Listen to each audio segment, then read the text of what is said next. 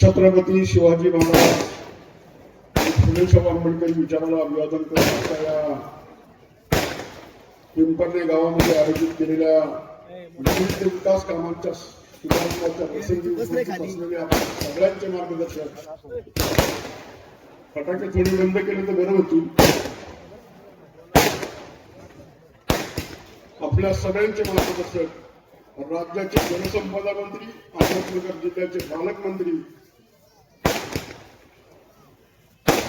आणि संगमनेरच्या परिवर्तनाचे शिल्पकार,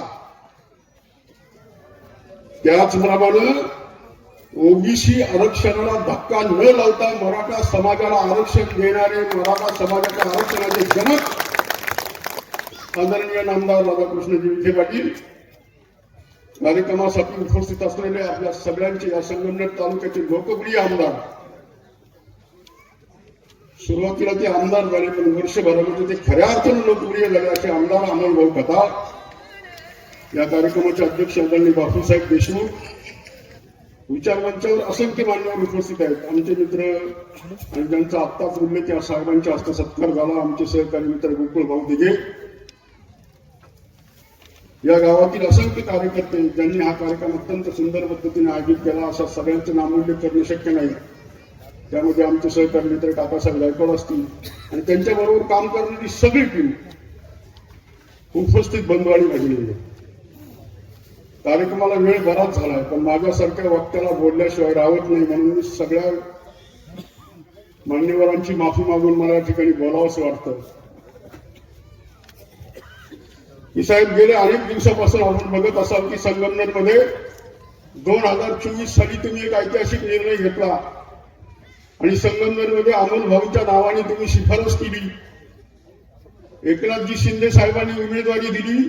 या संगमनेर तालुक्यातल्या जनतेने मताचा पाऊस वाढला आणि या संगमनेर तालुक्यामध्ये 40 वर्षानंतर परिवर्तन घडलं. काय घडलं? 40 वर्षानंतर परिवर्तन घडल्यानंतर काय झालं या तालुक्यामध्ये? तर या तालुक्यामध्ये एका नव्या दमाच्या आमदाराला काम करण्याची संधी मिळाली. माझ्या माहितीनुसार जर माझा अंदाज चुकीचा नसेल, आकडा मागे पुढे होऊ शकत असेल, परंतु साहेब आपल्या माध्यमातून आमदार अमोल भाऊ खताळांनी या संगमनेर तालुक्यामध्ये एका वर्षाच्या आत 150 ते 200 कोटी रुपयाची कामं मार्गी लावली. लक्षात घ्या, हा इतिहास घडलाय. 200 कोटी रुपयाची कामं करणारा आमदार एका वर्षात इथं आपल्या समोर आहे. उर्वरित 4 वर्ष काम करायचे. लक्षात घ्यावा काय घडेल या संगमनेर तालुक्यामध्ये. आणि मी स्वतःला आणि या संगमनेरकर जनते सगळेजण आम्ही अत्यंत भाग्यवान आहोत की साहेब महायुतीचं सरकार आलं आणि सगळ्यात महत्वाची गोष्ट काय घडली असेल तर तुम्ही या राज्याचे जलसंपदा मंत्री झालात. जलसंपदा मंत्री झाले तर आम्हा संगमनेरकरांना काय फायदा झाला? हा तालुका 40 वर्ष दुष्काळी तालुका म्हणून मिळवत होते. एका व्यक्तीने, एका माजी आमदारांनी 40 वर्ष नेतृत्व केलं पण संगमनेर तालुका दुष्काळी म्हणून राज्याला माहित होता. काय घडलं?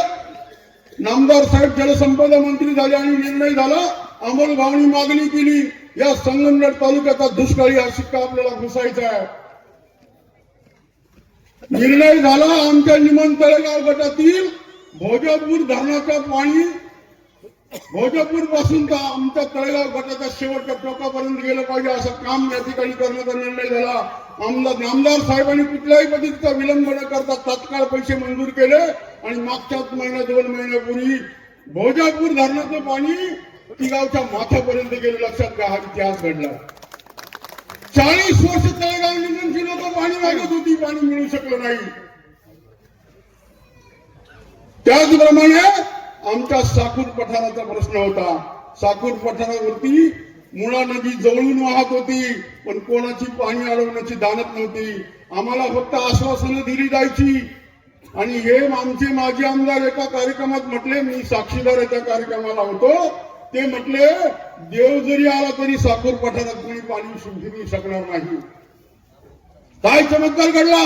आमदार अमोल भाऊंनी मागणी केली, साहेबांनी मंजुरी दिली आणि मागच्याच महिन्यामध्ये सर्वे झाला.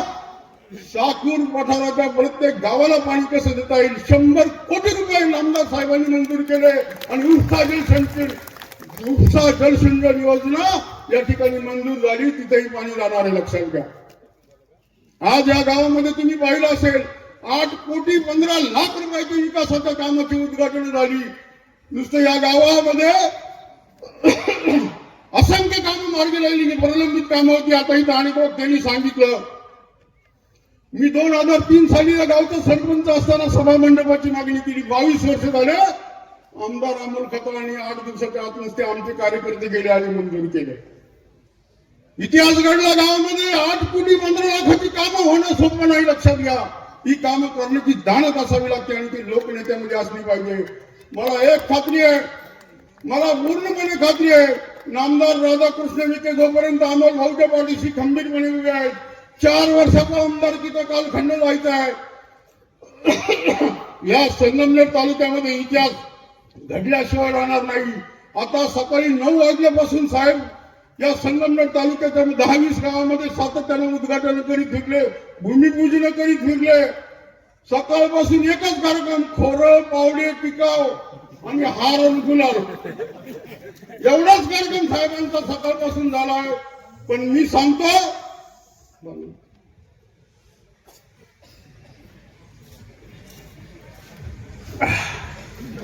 पण मला खात्री आहे साहेब, तुम्ही आज खोरं, पावडे, टिकाव घेऊन फिरले आणि उद्घाटन भूमिपूजन केली.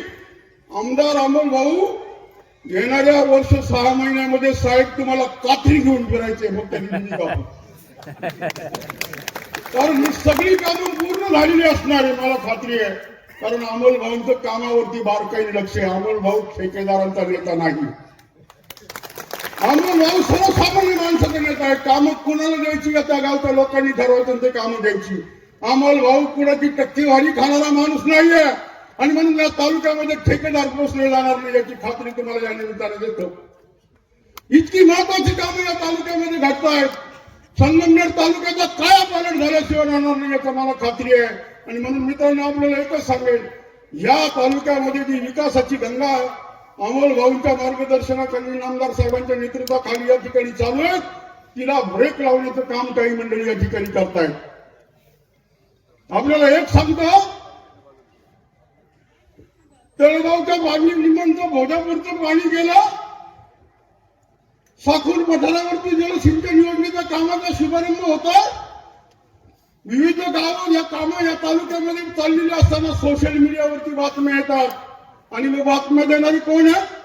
तर बातम्या देणारे हे माजी आमदारांचे बगलबच्चे बातम्या देतात आणि माजी आमदारांचा एक लाडका भाचा बातमी देतोय की ही सगळी कामं आम्हीच मंजूर केलेली आहे.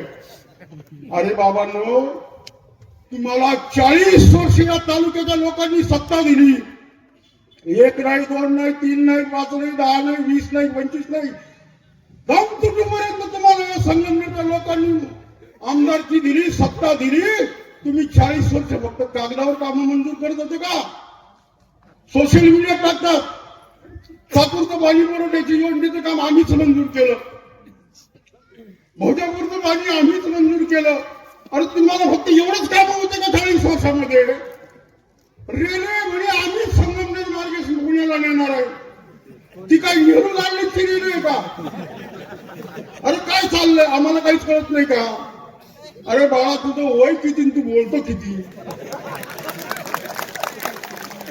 हे योग्य नाही, लक्षात घ्या. आणि म्हणून मला पूर्ण खात्री आहे, ही सगळी कामं अमोल भाऊंच्या मागण्यानुसार नामदार साहेबांनी या ठिकाणी मंजूर केली आणि कामं सुरू झाली.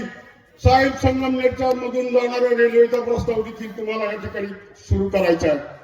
अकोलाकरांची मागणी, संगमनेरकरांची मागणी, आमचं म्हणणं आहे संगमनेरला देऊ नका, अकोल्याला देऊ नका, दोन्ही शहरांच्या मधून रेल्वे जाऊ द्या, पण या दोन्ही तालुक्यांना त्याचा फायदा झाला पाहिजे, एवढी आमची संगमनेरकरांची मागणी, लक्षात घ्या. या ठिकाणी एकच सांगेल की सातत्याने अमोल भाऊ विकासाच्या कामाचा ध्यास घेऊन काम करतात. साहेब, मध्ये एक वाईट प्रसंग घडला. आमच्या नगरपालिकेच्या निवडणुकीत आमचा पराभव झाला. आम्ही मान्य केला, आम्ही स्वीकारला तो पराभव. पण तो पराभव का झाला याची आम्ही कारण मीमांसा शोधत असताना आमच्या एका गोष्ट लक्षात आली. 1972 साली आणि 2006 साली आपल्या प्रवरा नदीला महापूर आले होते आणि आपल्या संगमनेर नगरपालिकेचा आणि काही भागातला या ठिकाणी महापुराने काही भाग वाहून चालले होते, काही भागांना मोठं नुकसान झालं होतं.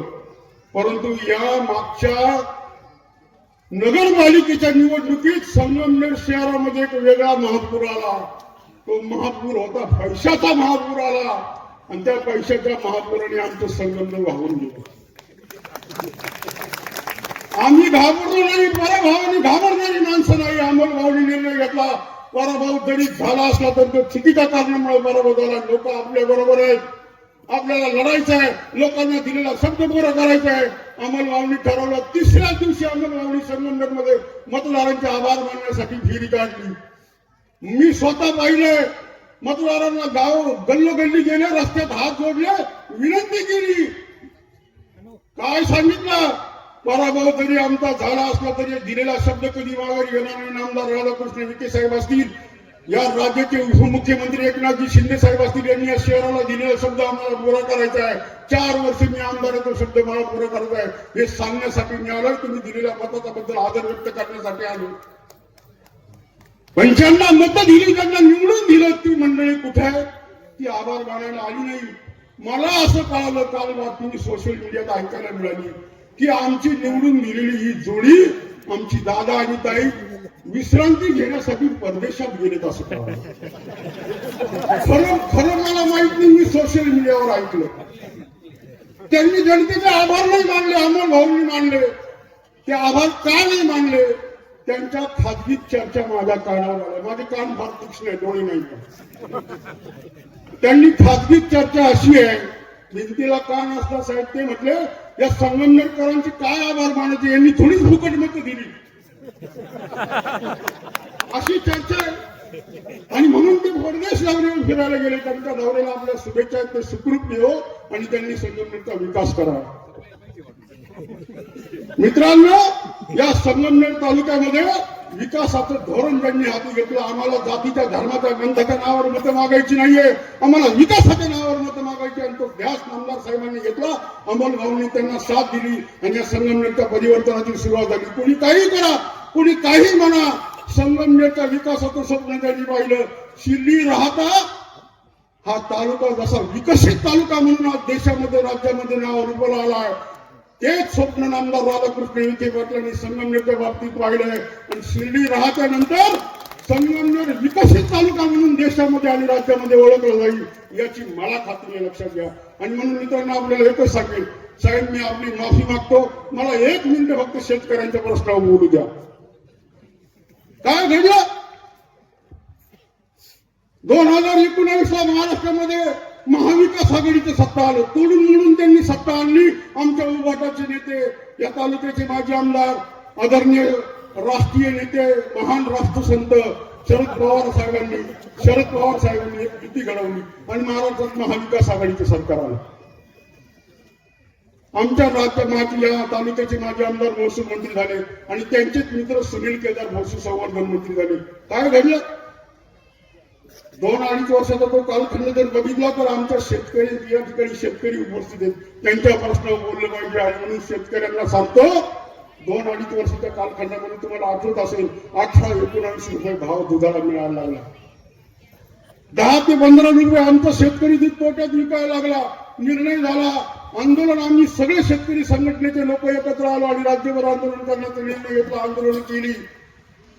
मुंबईला दुधाचा पुरवठा बंद करण्याचा निर्णय घेतला.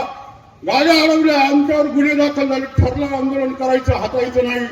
शेवटी या पशुसंवर्धन मंत्र्यांना लाज वाटली आणि त्यांनी मुंबईमध्ये बैठक बोलवली आणि त्या बैठकीत सांगितलं, हरकत नाही, तुमचं म्हणणं आहे दुधाला अनुदान द्या, आम्ही दुधाला अनुदान देऊ. 5 रुपये अनुदान जाहीर झालं. आम्ही हसत घरी आलो. आम्हाला वाटलं शेतकऱ्यांना 5 रुपये अनुदान मिळालं. काय घडलं? घरी आल्यानंतर 15 दिवसांनी पहिला पगार झाला. शेतकऱ्याला 18-19 रुपये भाव मिळाला. 5 रुपये गेले कुठं? महिना झालाय तरी तोच भाव. 2 महिने होत आले तरी तोच भाव. आम्ही चौकशी करण्यासाठी मंत्रालयात गेलो. त्यावेळेस आमच्या लक्षात आलं की तिथल्या आयुक्तांनी आम्हाला सांगितलं, साहेब 150 कोटी रुपये आतापर्यंत या महाराष्ट्रातल्या दूध संघांना आम्ही दिले, तुम्हाला शेतकऱ्यांना पैसे मिळाले नाही का? म्हणून आम्ही चौकशी केली असता आम्हाला असं उत्तर मिळालं की ते पैसे दूध संघांना सरकारने दिले, कारण पावडरचे भाव कमी झाले म्हणून. शेतकऱ्यांना नाही दिले,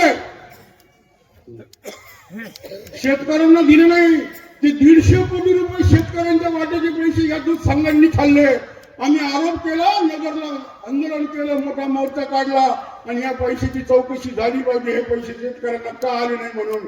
आणि म्हणून 150 कोटी रुपयाचा गफला करणारी ही सगळी मंडळी शेतकऱ्यांच्या नावावर तुमच्याकडे मतं मागायला येतात. आणि म्हणून आम्हाला भाऊ तुम्हाला एक विनंती आहे, हा 150 कोटी रुपयाचा गफला महाराष्ट्राच्या विधिमंडळात तुम्हाला मांडायचा आहे. लक्षात साहेब, तुम्ही चौकशा लावा. आमच्या शेतकऱ्यांच्या खिशातले पैसे काढून यांनी निघले आणि म्हणून याची चौकशी झाली पाहिजे. घडलं काय? एकनाथ शिंदे साहेबांनी बंद केलं. साहेब, आपलं सरकार राज्यात आलं. साहेब, पशुसंवर्धन मंत्री झाले. काय घडलं? दुधाचे भाव कमी होते. साहेबांनी निर्णय घेतला, शेतकऱ्यांना अनुदान दिलं पाहिजे. पहिल्या टप्प्यात 5 रुपये अनुदान दिले, पण ते चोरांकडे दिलं नाही. डायरेक्ट शेतकऱ्यांच्या खात्यावर पैसे जमा झाले आणि त्या निर्णय साहेबांनी घेतला आणि डायरेक्ट शेतकऱ्यांच्या खात्यावर पैसे जमा झाले. परत शेतकऱ्यांना दुधाचे भाव कमी व्हायला लागले, तर आंतरराष्ट्रीय बाजारात भाव कमी झाले. आम्ही साहेबांकडे मागणी केली, साहेबांनी निर्णय घेतला, आणखी 2 रुपये वाढवून दिले. 7 रुपये आले ना तुमच्याकडं, मिळाले ना शेतकऱ्यांना. ही साहेबांची देणी लक्षात घ्या. चोरांच्या खिशात पैसा गेला नाही, आमच्या शेतकऱ्यांच्या खिशात डायरेक्ट आमच्या अकाउंटला पैसे आले.